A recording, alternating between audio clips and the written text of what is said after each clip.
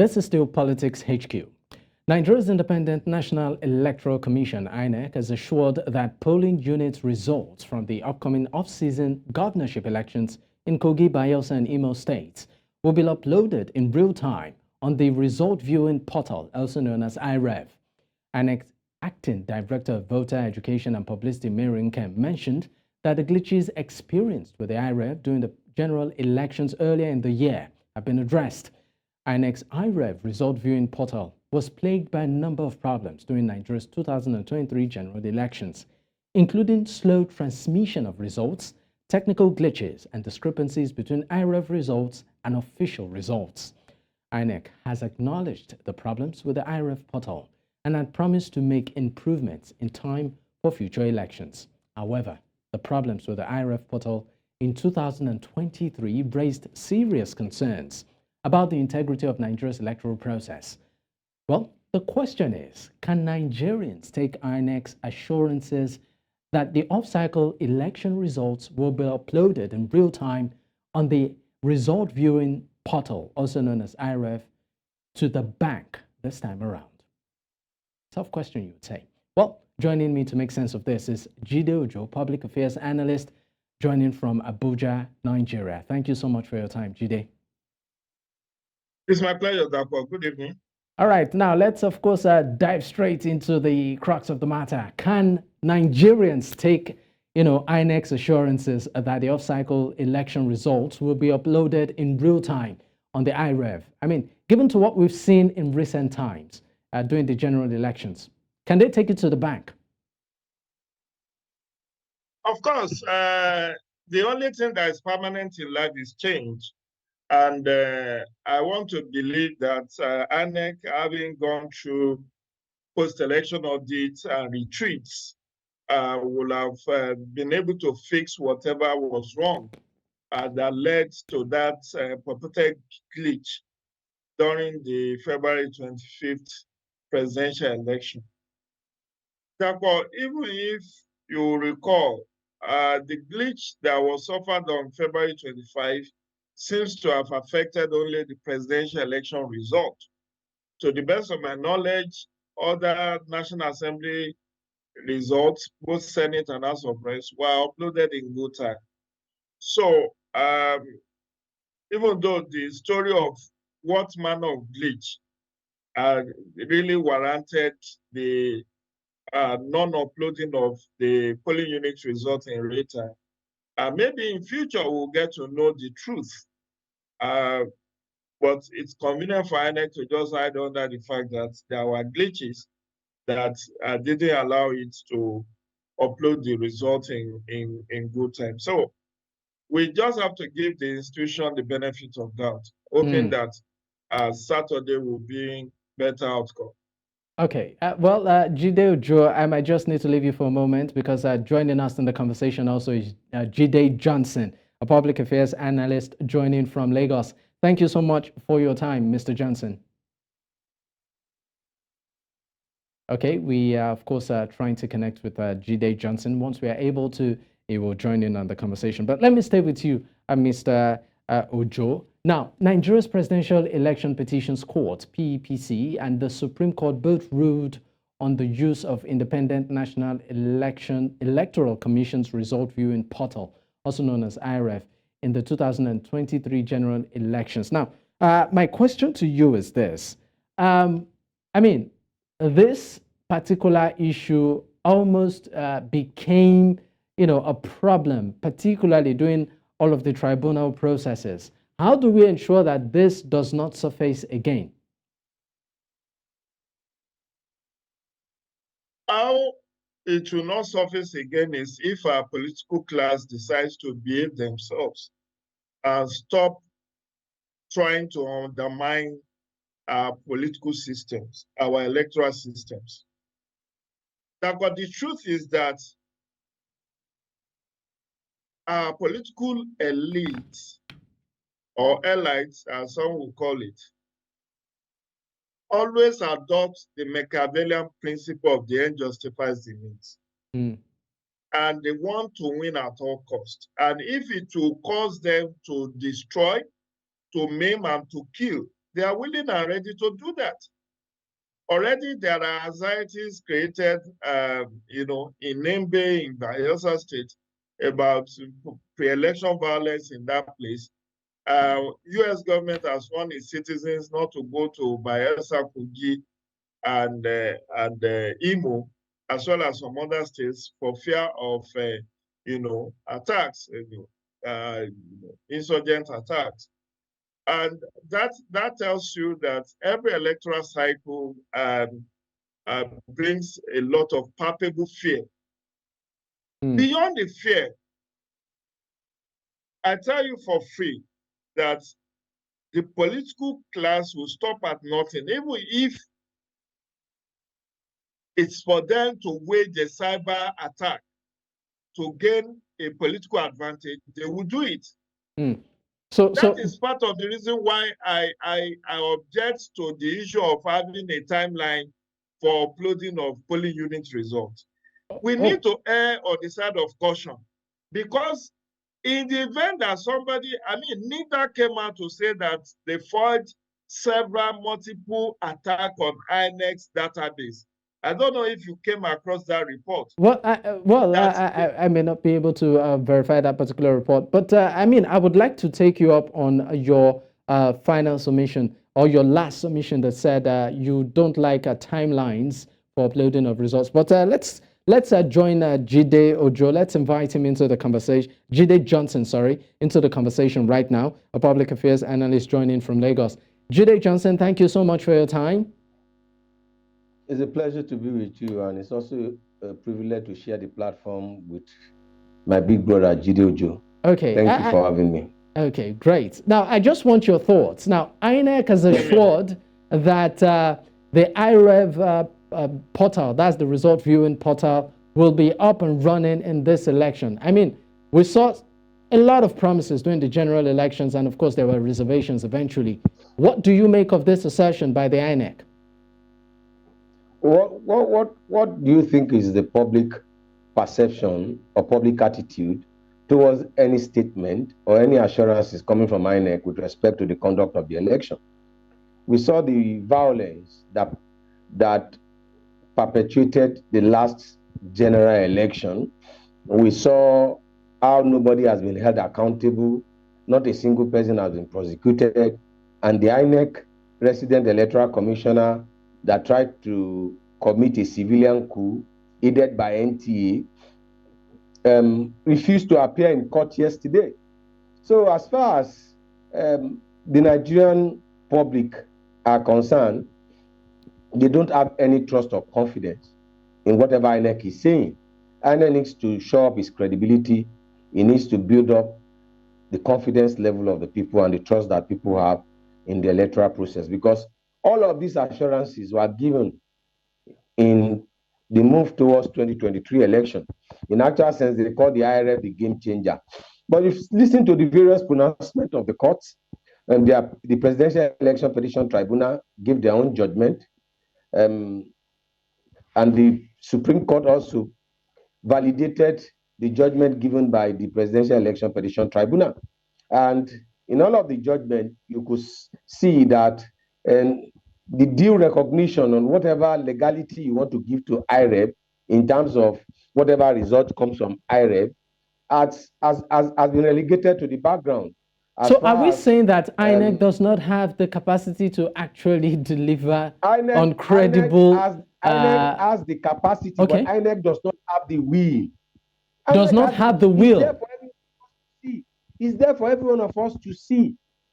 We saw what happened in the election was just how many months? The general election was how many months away? You know the assurances, both local and international. And then there's nobody that has been held accountable for the failures of INEC with respect to the conduct of 2023 election. There are issues that needed to be addressed with respect to 2023 election. Nigerians invested in technology. Was the technology deployed? The technology was purchased. It was purchased at the taxpayers' cost. But was it deployed for the election? It was not deployed. Excuses were given. So how do you think an average Nigerian would take INEC for concerning the off-cycle election. If I were to be in their shoes, which I am, I'll take it with a pinch of salt.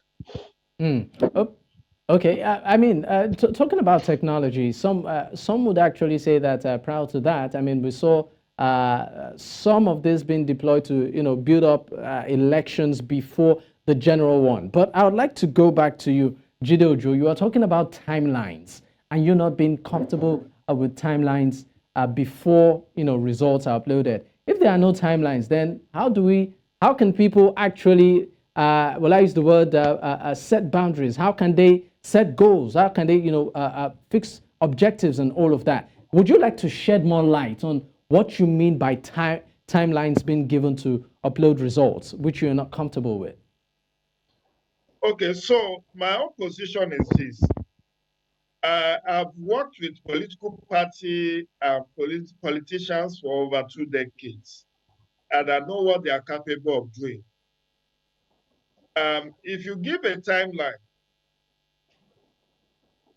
what some people knew they cannot win election at the polling units, what they will simply do is to deploy hackers to hack the database of INEC to frustrate the meeting of that timeline so that they can have a basis to go to court and say, oh, because INEC did not keep to its timeline, this election is rigged and flawed and should be cancelled. But don't you think that's on the part of INEC to actually ensure that maybe they hire the best of the best to ensure they are not penetrable? Because I'm trying to understand how, if, as a voter, or I'm following the process and I know that, okay, there's no time, will I say range to vote. When I can say, okay, by 8 o'clock, the entire voting process, stops, and then before 10, the results should have been uploaded. And, past 10, we're already getting, final, revelation as to who won or who didn't. I'm trying to really, get your point. Let me tell you this. Ahead of 2023 general election, INEC was deployed first in a constituency election in Delta, then in Nasarawa, then in Ekiti, in Osun, in Anambra. This system works well at that subnational level.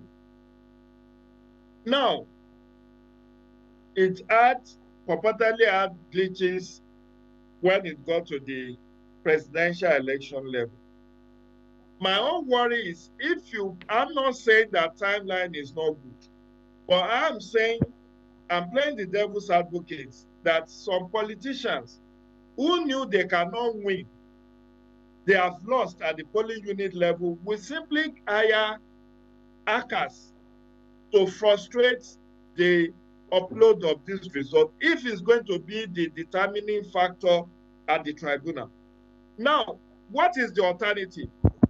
Look, INEC has said recently that political parties fielding candidates in these 3 states have not come up with the names of their polling agents. And polling agents are very key are very instrumental to winning your case at the tribunal.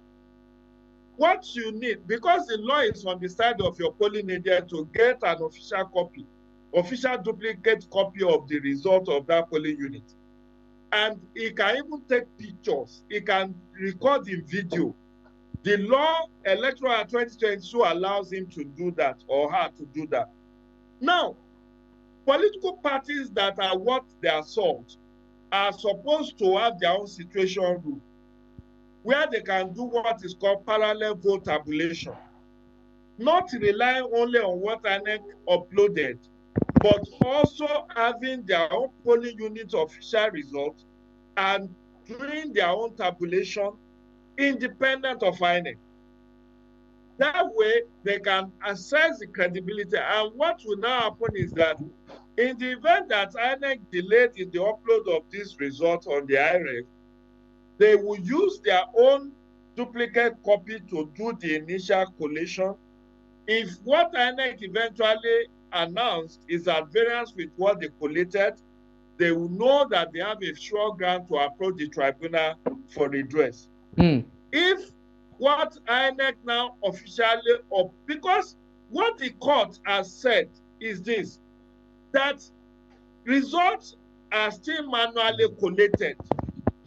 What INEC did ahead of even the passage of 2022 Electoral Act is that they came up with this IRF as a means of enhancing the transparency and accountability of the electoral process, so that individuals like you and I, who are not partisans, can decide to follow and do an independent tabulation of our, elections. So if IRF predates the Electoral Act 2022, that's the point I'm trying to make.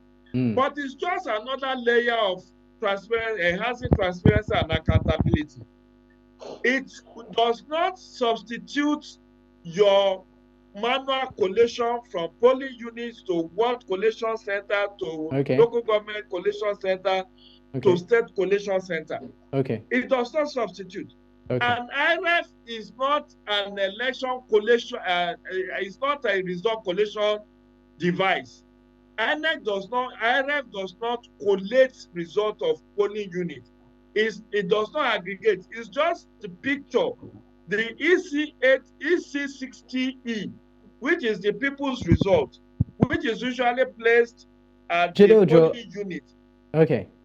All right, I might just need to leave you. I want to go to Jide Johnson right now. Now, we are seeing a lot of, will I call it, innovative or technological innovation being, of course, adopted right now. Do you think that INEC staff are properly trained to actually handle all of this technology? I mean, there's the issue of internet connectivity also, but let's talk about the training, the proper training, of the, INEC staff, be it ad hoc, be it permanent staff. Do you think, particularly the ad hoc staff, right? Do you think that they are trained well enough to ensure that they are able to perform optimally, during these elections? And also, let's look at the issue of internet connectivity, because it also came up during the general elections. What's your summation on this? If you outsource the responsibility, some of the responsibility in terms of the management of the logistics and the operation of the election, if you outsource it to some logistic company, they will do better than INEC with less resources. Sometimes we just think that conducting an election requires rocket science. Is the most simplest things to do. And that's why I talk about the political will. My big brother said that in the off-cycle election towards 2023 election, IREV worked. Because we knew that the challenges we have had with our election does not happen with the ballot. It happens with the collation. In actual sense, the moment we finish balloting, the winner should have been matched without any manipulation. However, we knew that results of the winners usually happen at the collation center, where figures will just emerge from nowhere. And that has to do with the political will of INEC. It has to do also with the level of training. We've seen some cases that have been decided by the tribunal across the. Let's talk about the case of Kogi Central senatorial election that was just recently decided. It was clear that the number did not add up. Yet, they went ahead, INEC went ahead to declare the winner with number that did not add up. We had a case in Nasarawa State where the House of Assembly election result does not match up with the gubernatorial election result on the election conducted on the same day, the same time. And that was why the issue of IREF, and that's why a lot of resources was invested on it. And the courts have said, okay, it does not matter. It does not represent or sidestep manual collation. We knew the problem we have had with our election is collation. Okay. Because by the time people finish voting, they go to the ward collation center. Okay. From the ward collation center, they go to the local government collation center. From the local government collation center, they go to the state collation center. Sometimes Jide, we're pressed for time. That is closest to the state collation center will be the last. It will take them 3 days for them to arrive. All right, Jide. I mean, we could go on and on, but we're pressed for time right now, gentlemen. But I'd like to say a big thank you. Jide Ojo, Public Affairs Analyst, joining from Abuja, and also Jide Johnson, Public Affairs Analyst, also joining from Lagos, Nigeria. Thank you so much for your time, gentlemen. It's a pleasure to be with you. Thank you for having us.